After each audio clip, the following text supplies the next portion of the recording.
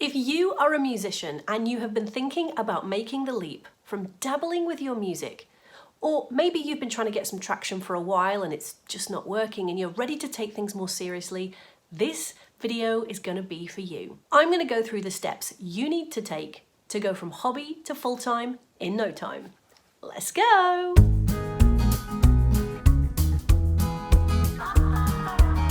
Welcome back to my channel, and if you are new here, my name is Lynz Crichton from musicmarketingmethod.com. I am a proudly independent, full-time musician, songwriter, producer, and now coach for other independent musicians.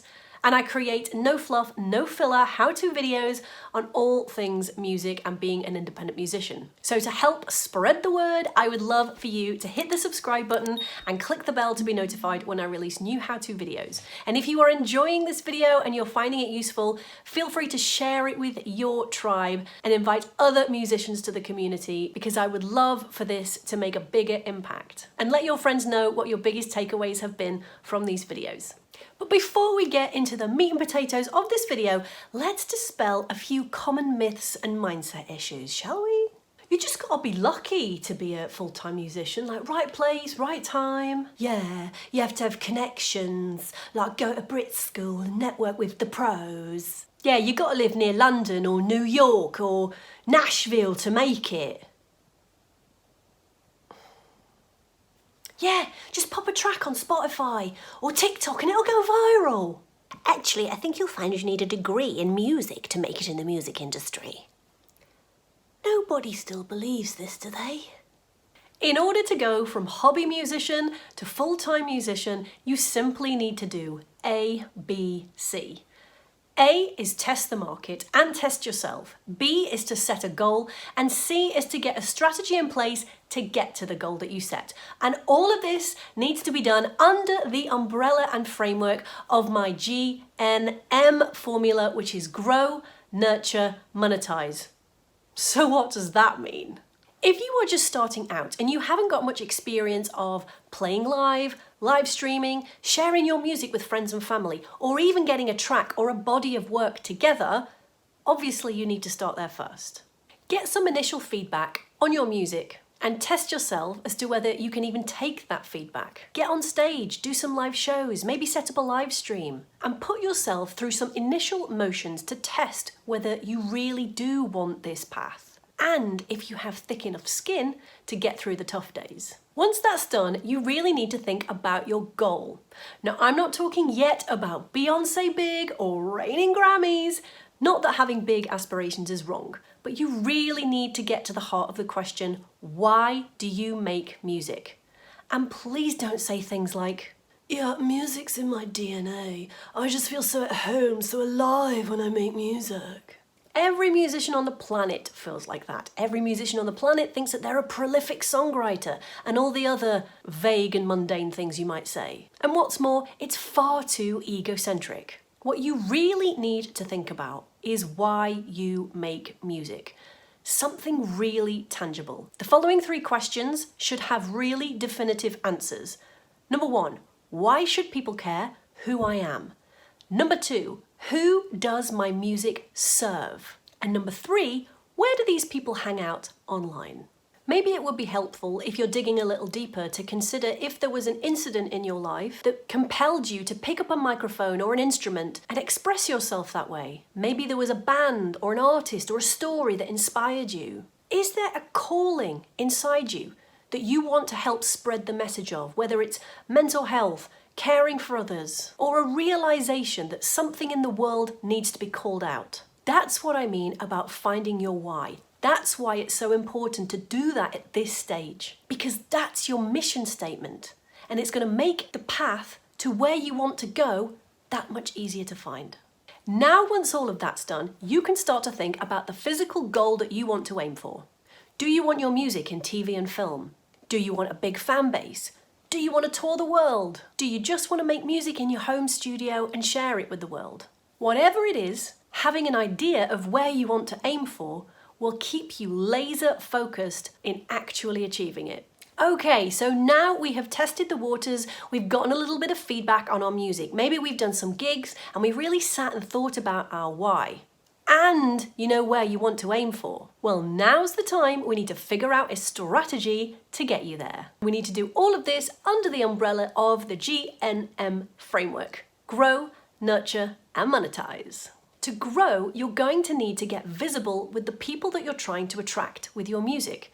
So whether that's connecting with potential fans in real life shows or whether it's online, knowing who your music serves is key to growing the audience, and then serving them the type of content that they're going to want to consume. Once you've started getting people's interest piqued, you now need to nurture that relationship.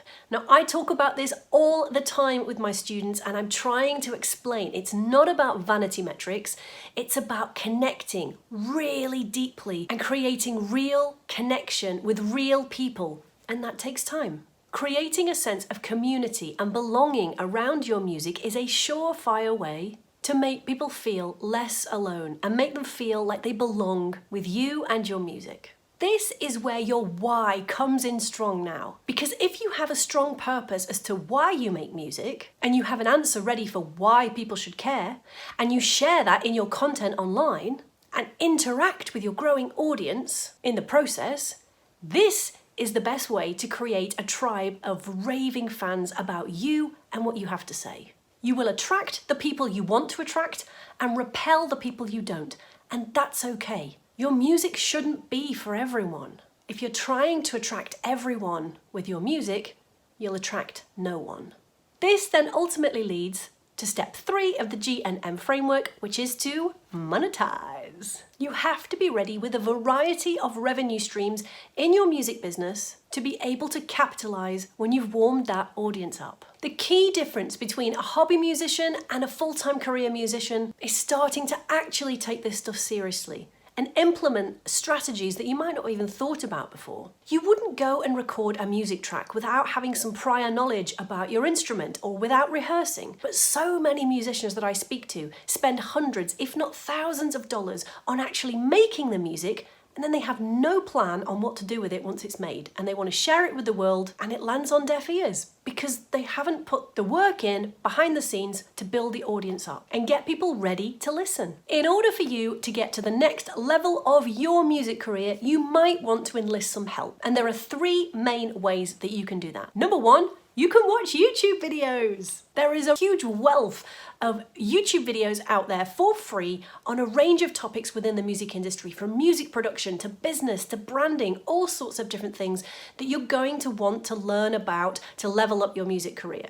Now, the only downside with this is that it might take a little bit longer to sift through the millions of videos, and sometimes things can be a little bit conflicting, but it is possible. The second thing that you could do is invest in an online program to teach you exactly what you need to do for you to implement to move the needle in your music business. Again, there are tons of online programs out there nowadays to get you to the next level of your music career. And thirdly and finally, you could always hire a one-on-one coach. This method is usually the most expensive because it is one-on-one specific to you and your needs, but it will get you there faster. You can get really tailored help, and any good coach will be by your side to get you unstuck and moving on to the next stage of your career. Luckily for you, I do all 3. So you can see here there are lots of music marketing, music business videos on this YouTube channel for free. And if you have any specific questions right now on your music career and how to move forward, feel free to type them in the chat because I will make a new video on your questions. But I do also have an online program available called the Music Marketing Method. This teaches you how to find your fans online, how to grow your audience, and how to set the foundations of your business the right way so that you can start making money with your music. So if you are a musician and you don't really know how to implement the GNM framework for your music business, feel free to click the links in the description or just head over to musicmarketingmethod.com, and you can either check out my Monetize Your Music Masterclass, where I go over the GNM framework in much more detail, and I even show you my secret sauce on how you can attract fans within 24 hours. Or you can also click the link to book a free one-on-one 30-minute breakthrough call with me to talk to me about your music business and your goals and see if working together would be a good fit. But for now, let me know in the comments if you found this video useful or gave you some food for thought, and let me know what your biggest takeaway was. I will see you on the next video. Bye!